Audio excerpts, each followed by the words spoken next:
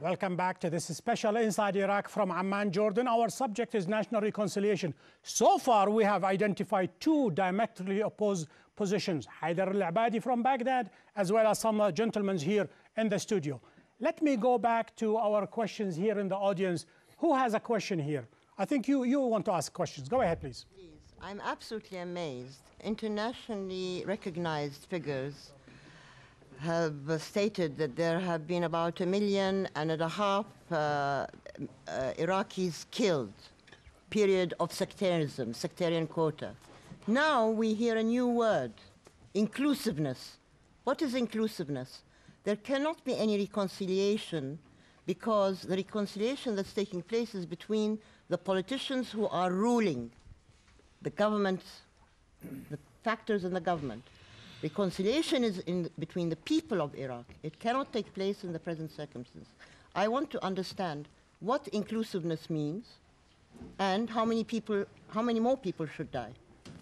I hazard a guess you are going to pose that question to Haider al-Abadi. Go ahead, Haider. Well, I don't know what is required. I mean, look, is enough number of Iraqis being killed.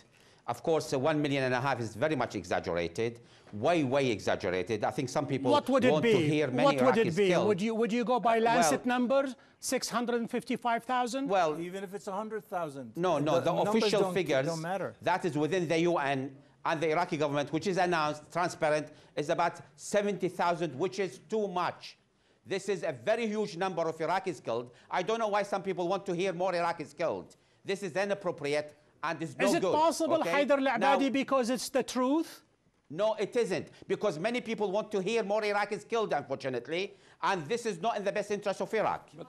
70,000 of Iraqis killed is a huge number. Every one Iraqi is too many to be killed for us. We have to stop it, this nonsense. We have to stop the killers. You certainly have we to have stop to the go killing into because reconciliation. you are doing the killing. Your militias are doing the killing. We are Iraqis, and we do not want to have any Iraqis killed. Sorry, nobody is more Iraqi than me. We are not killing Iraqis. We're in Hizb al-Da'wah. We don't even have militia. We are probably the only political group that don't have militia. There are killers, terrorists, criminals who are dragging the country into killing each other. Before I take a second question, Haider al-Abadi, let me ask you a straight question. Are there death squads within Iraq? Are there death squads within the Ministry of Interior? Are there death squad that is considered part of the Iraqi government? Yes or no? Well, I don't recognize them as part of the Iraqi government. Otherwise, I wouldn't be in this government. There are death squads. They have to be fought. They are criminals. They are terrorists. They must be stopped. Thank you very much. You answered my question. Let me take one more. Part of the Ministry of Interior and part of the Ministry of Defense, Haider. So we have to clean up this mess in order to start.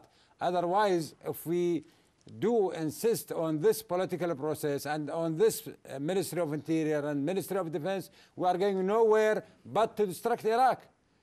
So, I mean... Let us find them and get rid of them. We are not in the witch hunting business. We must find them and eliminate them. Mr. Haider, you don't have freely to speak that you give the impression that Iraq's belong to you and only you. You should share the rest of the Iraqis. That's right. You should share the rest of the Iraqis and feel the same feeling. That's right. We are considered about Iraq and about the future of Iraq.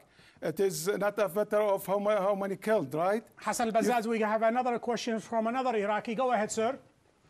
We didn't speak of reconciliation before this invasion, this American-led invasion, because we didn't need it. People were living together.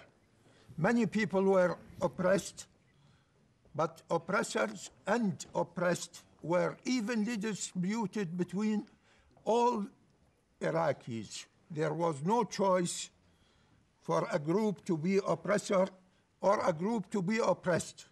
This has been said after the invasion. Let me stop you for just a second, and rather than put words in your mouth, are you saying that the current political atmosphere and the current political parties, they have instigated and they have created this sectarianism? Yes. Haider al-Abadi, you created it. Well, I mean, I think some of this talk is illogical. I think there were a lot of faults in the previous regime. The occupation brought its own faults into Iraq, and the collapse of the new Iraq after the occupation has brought more faults. We are overcoming these faults and we are building a country, rebuilding a country. So we have to start thinking in a different way, Haider. We have to start in a real reconciliation in which there are no red lines for anybody, and we have to adapt what we agree upon. What do you mean by red lines? Explain to me, what does a red line means? Well, every time when you talk about reconciliation, they will say with whom we should make the reconciliation.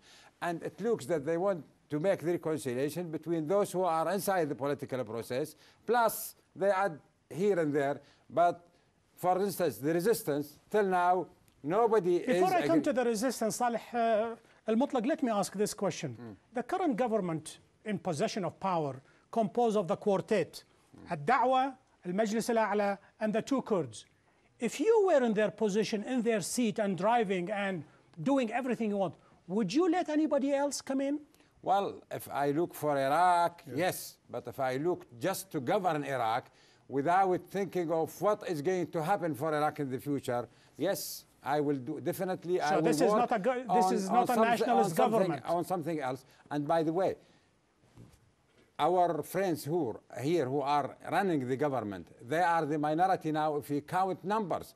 The majority is outside the government because the fourth bloc they have established does not consist more than 100 members of the parliament. Let me listen to Hatem. Go ahead, Hatem. Go ahead, Hatem. You know, we are really being sidetracked into this reconciliation, this dialogue and reconciliation business. Let me suggest this.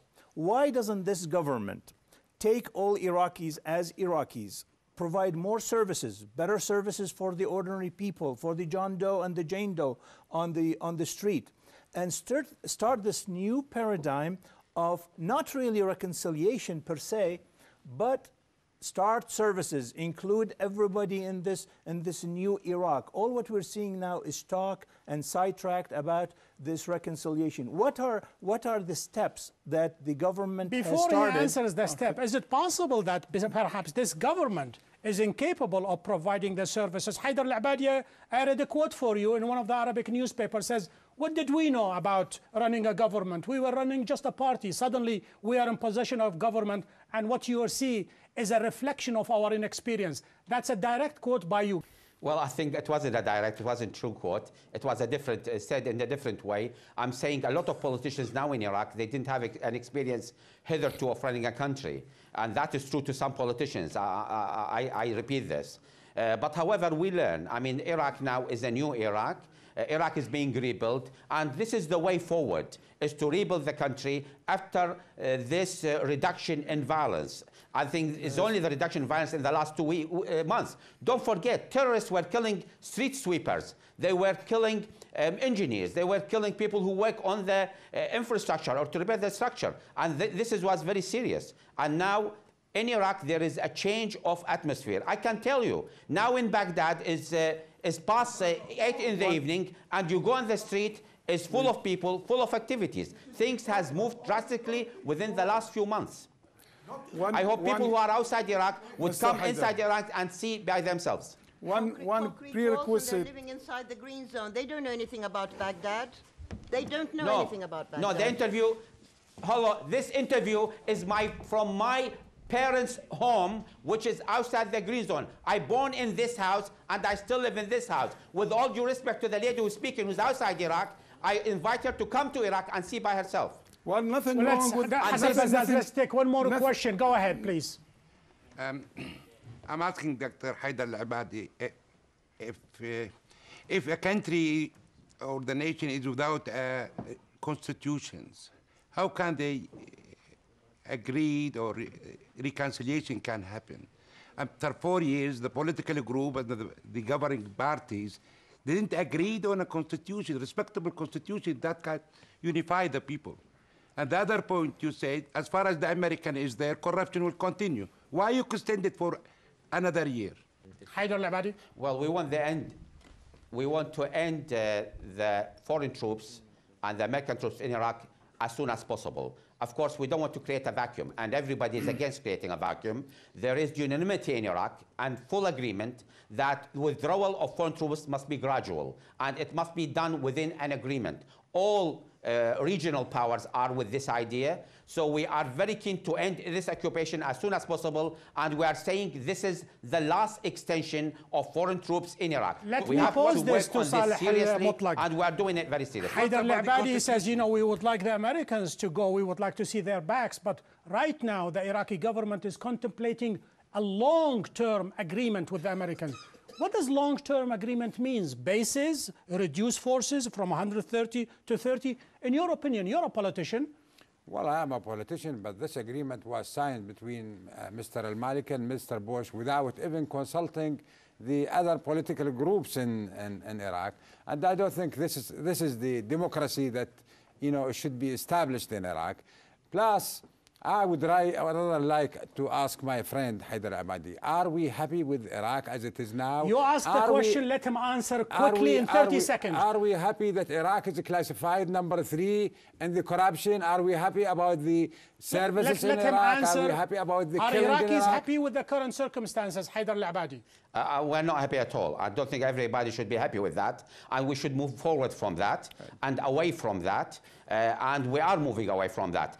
Now, this agreement was discussed within the political council, which include all political groups. 3 days ago, it was discussed into parliament fully, and it has received the approval of all political groups inside parliament. This is a way forward to end occupation. We should be part of the parliament of this council, and we were never invited since the start of this council. No. And this is the democracy. Salih al-Mutlaq, I have to take a break. Please stay with me. We'll take a short break. We'll continue this after the break. Stay with us.